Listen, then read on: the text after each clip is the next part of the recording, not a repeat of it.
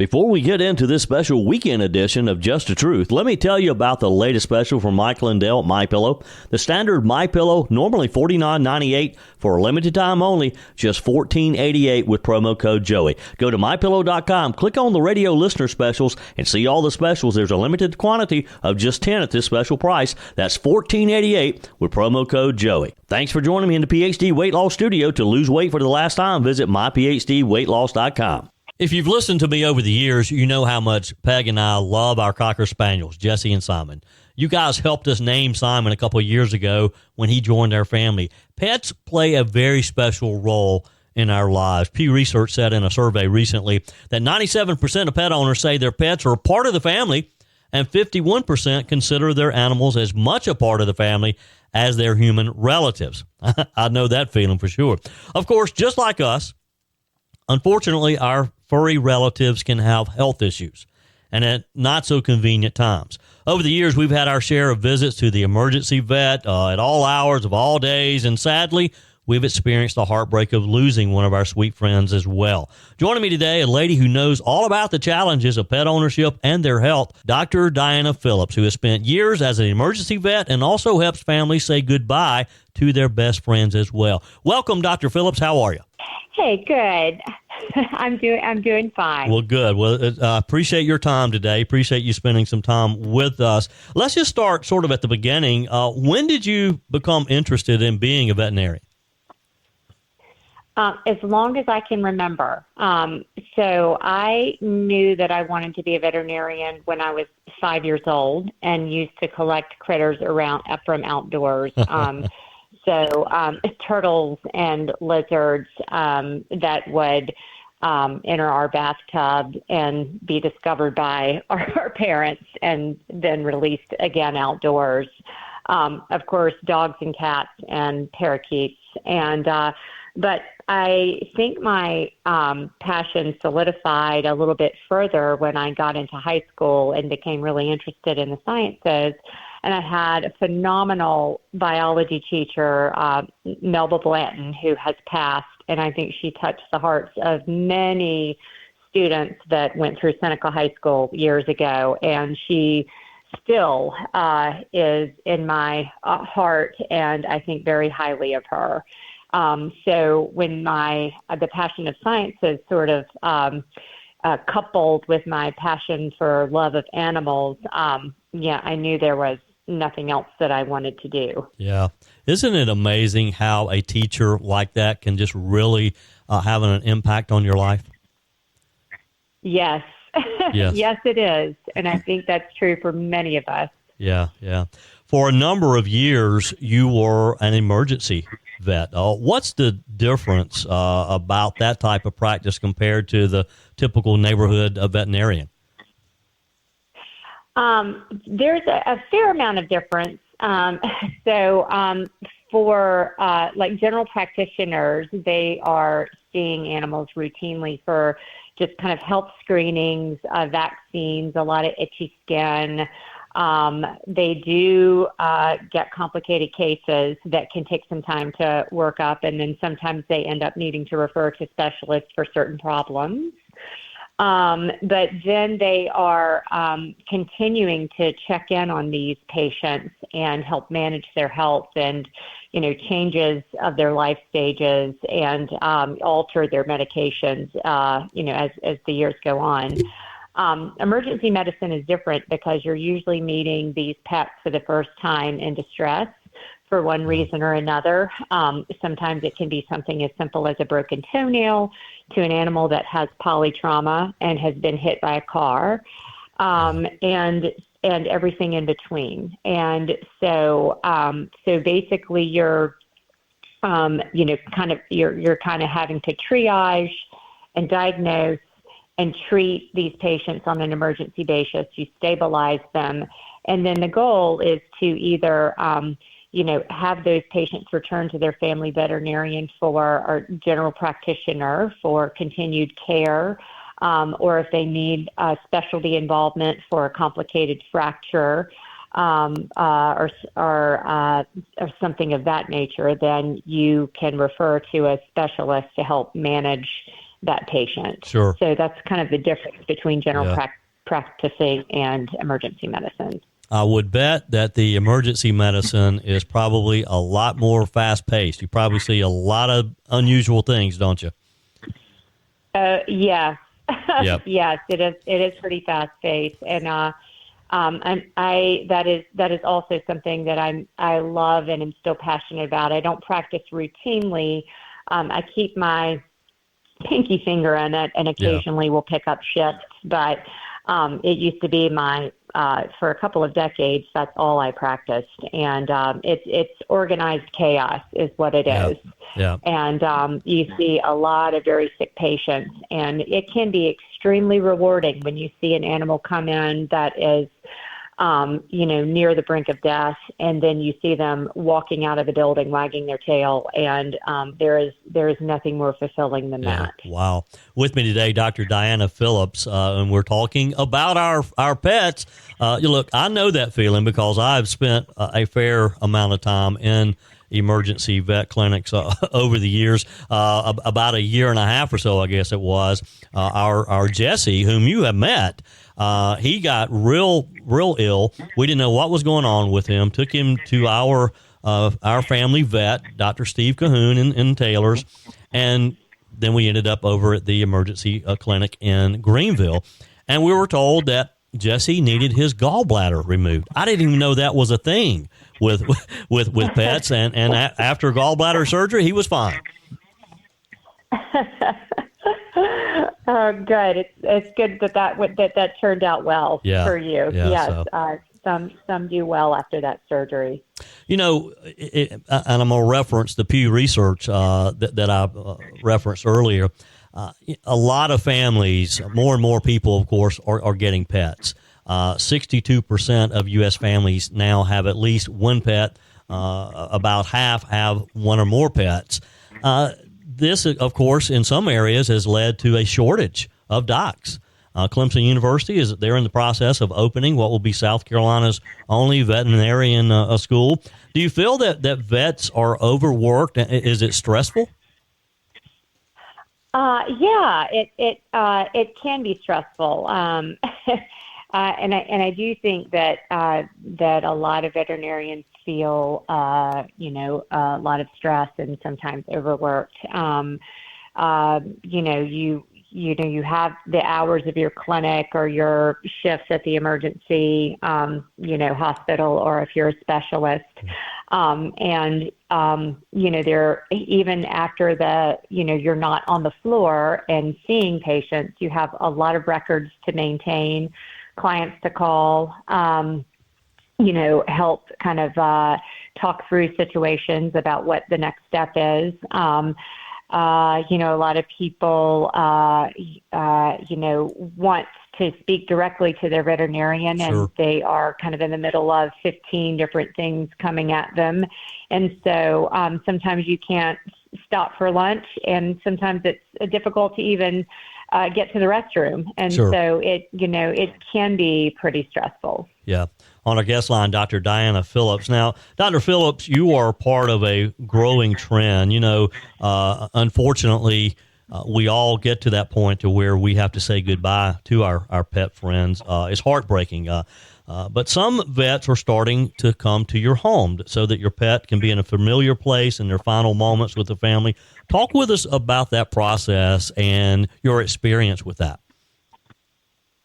Yeah. So I graduated in 2002, so it's been a minute, and from the University of Georgia, and I've primarily practiced emergency medicine in Greenville and also at other locations.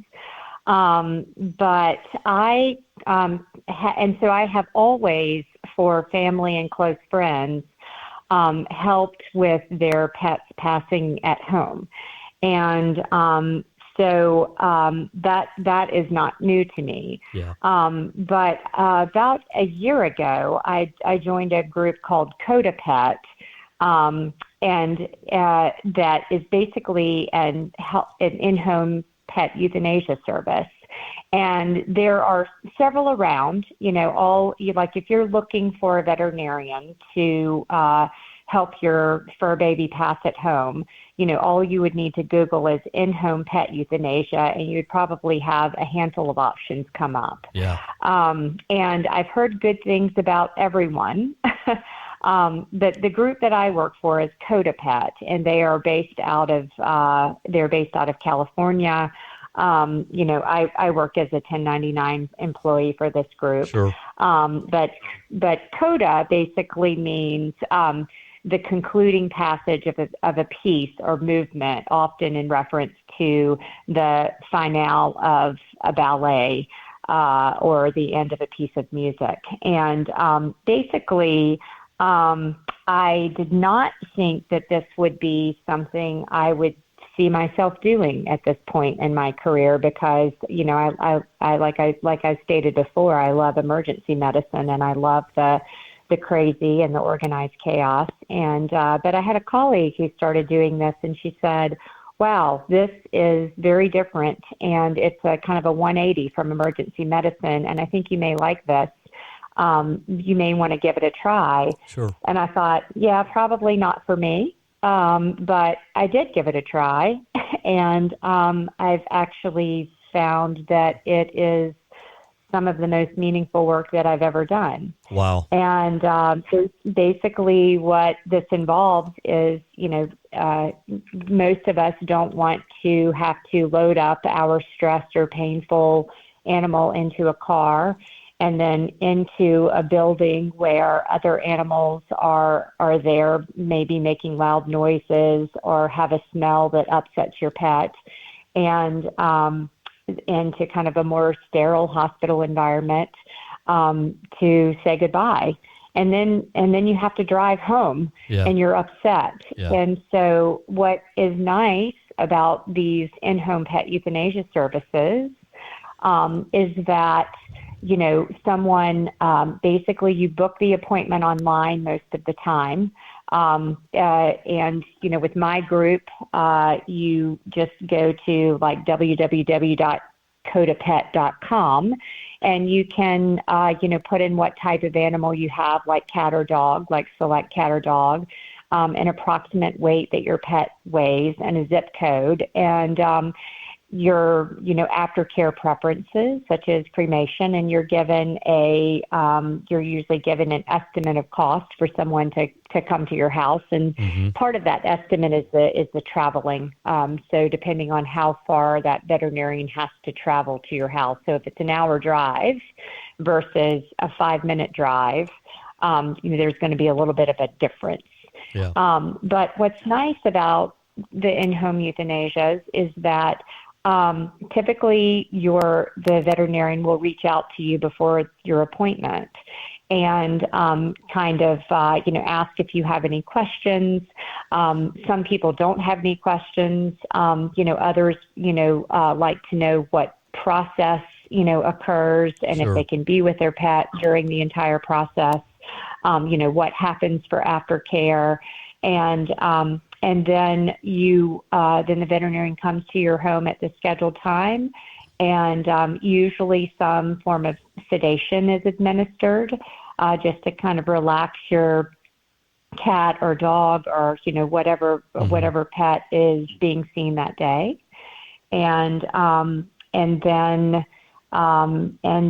basically you're allowed to have your pet pass in the comfort and relaxation of their own home, where they're the least stressed in the familiar environments with their family members, friends, and then the pet parents don't have to get into a car and drive home, which has always worried me that somebody's going to have a wreck on the way home because they're just so upset about what's just happened. Yeah. Yeah, well, and as I said, and anyone who's ever experienced it is just a very hard thing to do, and this just seems so much easier for me to be at home for everybody, for the pet, for the entire family. So with me today, Dr. Diana Phillips. And for additional information, you can go to CodaPet.com. That's CODA pet.com, CodaPet.com. Because, look, again, I hope I'm years and years away from having to say goodbye to Jesse and or Simon. But when it get to that point, this would be a whole lot easier. Or are you seeing people in the upstate area, are they embracing this? Yeah, and a lot of people don't realize it's a service that exists. In fact, when I graduated in 2002, I don't know anyone around this area who used to do this unless they were maybe a large animal veterinarian and, had like an ambulatory service with it. They would naturally come out to your house with these supplies. But, this is becoming a little bit more popular where, it's a very personal, meaningful experience where you get to, your animal is not being taken away from you. The way that they're passing is explained to you, which can be a little bit different from one vet to another and one patient to another. And they get to, pass with the least stress possible in their familiar environment. Yeah. Well, that's certainly, again, I hope that I do not have to call on you anytime soon, but eventually we will get there. And it just sounds so much easier for everybody. Dr. Diana Phillips, thank you for your time today. One more time, that website is CodaPet.com, and Dr. Diana Phillips is who our guest is today. Thank you for your time today. Thank you. Joey Hudson here. America is facing a health crisis, and the answer isn't more meds. I lost over 30 pounds on the PhD weight loss plan without Ozempic or any weight loss shots. Don't settle for a lifetime of medication. GLP-1 injections like Ozempic help some people lose weight, but they come with side effects, high cost, and most gain it back when they stop. At PhD Weight Loss, we reveal Big Pharma's big secret. Your body already makes GLP-1, the appetite-fighting hormone. Our program helps your body make it naturally so you'll drop the pounds faster. With the PhD method, no side effects, no long-term risk, no rebound weight gain, just natural, lasting results, all without hunger or cravings. Right now, get a free body scan and personalized metabolic assessment. Discover your body's true potential without a shot. It's free and gives you the keys to your personalized plan. Do like I did and don't trade your health for a quick fix. Call now at 864-644-1900. That's 864-644-1900, or visit myphdweightloss.com, myphdweightloss.com. Your comments are welcome on the Furman Ford text line, 864-477-JOEY. That's 864-477-5639. Emails always welcome, joey@joeyhudson.com. We always like to show the men and women who have served in our country's armed services our appreciation for their dedication, for their service to our country. We can never show that enough, and there's a great organization that is doing just that. Co-founded by 2 combat wounded veterans, since 2008, Purple Heart Homes has been helping to provide safe, barrier-free housing solutions for service-connected, disabled, and aging veterans from all eras. On our guest line today is Michael Arabe, president with the Golden Corner chapter of Purple Heart Homes. Welcome, Michael. How are you? I'm great. Thanks so much for having me. It's a pleasure. I appreciate your time today. I love your motto, Michael, improving veterans' lives one home at a time. How did you become involved? Well, it's always been part of my idea of what quote unquote retirement looked like, to do these kinds of things as sort of a portion of that. And we had been doing some work with Habitat for Humanity and a couple places, different organizations like that, and happened to run into someone who at that time was president of the Golden Corner chapter for Purple Heart. And so we talked to them about kind of what they did, and they said, they were telling us about their projects, and they were really looking for volunteers. And so we got involved, and that was in, I believe, the fall of 2019. And so we've been involved basically ever since. Yeah. Since Purple Heart Homes was founded in 2008, the organization has assisted with over 1,500 plus projects. Give us an example, Michael, of the typical project for the Golden Corner chapter. So, as you said, kind of in your opening, it's almost all about safety and accessibility for veterans so they can age in place. Now, we do some community projects, which are projects that benefit veterans, but may not be for a specific veteran. We do one or so of those a year. But typically, I would say probably roughly 80% of our projects are ramps and decks and landings and that sort of thing, and the other 20% are bathroom accessibility, plumbing related issues, all again so you have safety and accessibility for the whole house. Yeah. Does it cost the veteran anything when you guys take on a project like this?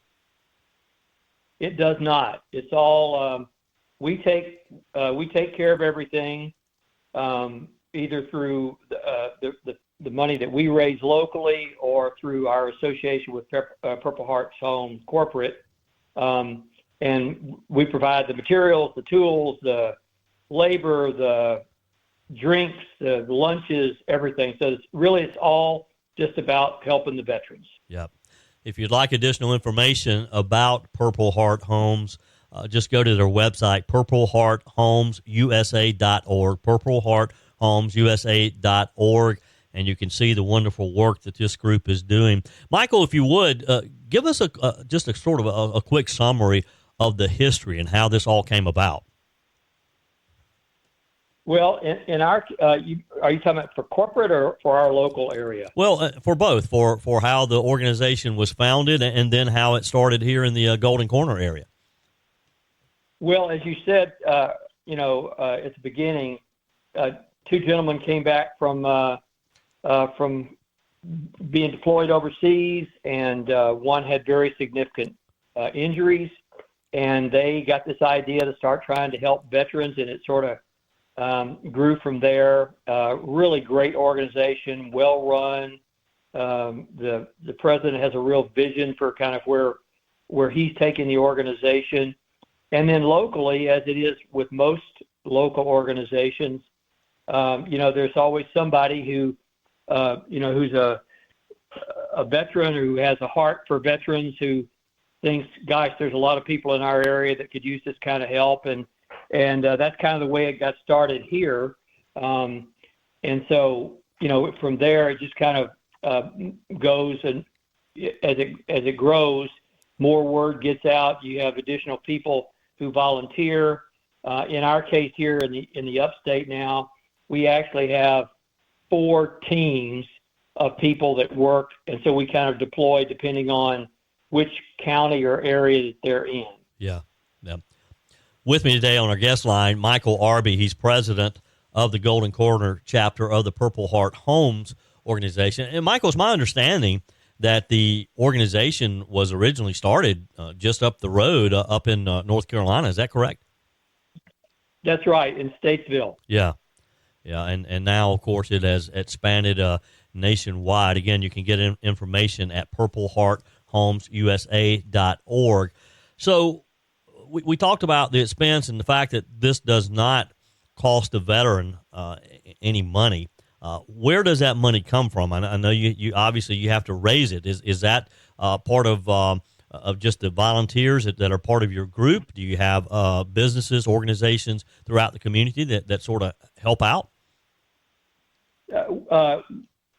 Yes to all the above. We have we fundraise from individuals. We fundraise from organizations. A lot of communities up here in the upstate support us either through their local community foundations or through their gifts of their local residents who are exposed to Purple Heart and give. We also work with some local foundations. We are fortunate to have a number of churches and organizations like that help as well. Probably part of the biggest contributor or biggest help with us is the Home Depot Foundation. Yeah, we work with them extensively, and so overall, a little bit of a round number here, but they underwrite probably half of everything that we do. Just again, kind of round numbers, but sure. They're fantastic to work with. We've done a number of projects where not only have they supported us through gifts from the foundation, but the stores in Seneca and Easley have actually had people who come out and worked with us on projects the last few years, and we're hoping to have another one here in a couple of weeks where they'll do the same thing. So. Sure. As we've mentioned, you're part of the Golden Corner chapter. Any idea of how many chapters there actually are across the country? I don't actually have that number there. I know that there are, I think the last time we were looking, you mentioned 1,500 projects. We've done about 14% of them up here in the upstate. So this chapter is very, very active. And there are some other chapters around the country that are also very active. But a big part of Purple Heart corporate mission right now is to expand the number of chapters and also the amount of work that any given chapter is able to take on. In our case here, our first project was in 2013, and since that time, we've done 217 projects, and we've got another 10 or 15 that we're in process right now, either in terms of going out and looking at the project or actually working on it or have plans for it or getting ready to complete it. That's pretty amazing. Michael Arabe is my guest today. He's president of the Golden Corner chapter of Purple Heart Homes. So let's just kind of break this down, Michael, if you will. If someone listening to us has a need, what's the process? So there are several different ways that it typically happens. Probably the easiest is to go to the website, Purple Heart Homes, that you mentioned earlier. And in there's a place where you can click on see where all the various chapters are, but there's a place right on the website where you can request assistance. And it's a quick online application. And then once that application is submitted, we get word, if assuming it's in our local area, and then we follow up, typically go out, do a site visit, kind of assess what needs to be done. Sometimes the veteran has sort of encapsulated all the things that need to be done. Sometimes when we're out there, we might see something that maybe it's not a problem today, but it's likely to be a problem in a couple of months. And so we'll suggest maybe adding something to that. But based on that final conversation with the vet, we come back, draw up plans, get it back to the vet, make sure that what we're suggesting that we'll do is consistent with what they need to have done. And then we start off on our process. So we go out, get the materials, either deliver them or have them delivered. And then we have a team of people that goes out and works the project, builds the whole project. Sure. And again, that website is purplehearthomeusa.org, purplehearthomeusa.org. So, Michael, if and honestly, I had heard of Purple Hearts before over the years, and I was aware that Home Depot had been a big partner in the program. But recently, I was just involved in a conversation with some buddies who a veteran friend of ours had a situation, been in the hospital, coming home, and just needs some small minor things done for him to be able to maneuver around his home. So if someone has that request, let's say they need a ramp to get into their home, and they make that request, do you guys approve that locally, or is that something that is approved from the national organization? How and as far as funding, if you have raised the money to cover that, can you guys just make the decision locally that you're going to proceed? Yes, it's so the national organization does do, for want of a better term, the due diligence. They make sure that the person is who they say they are and that they're entitled to the benefits, and they do a background check and all that sort of stuff.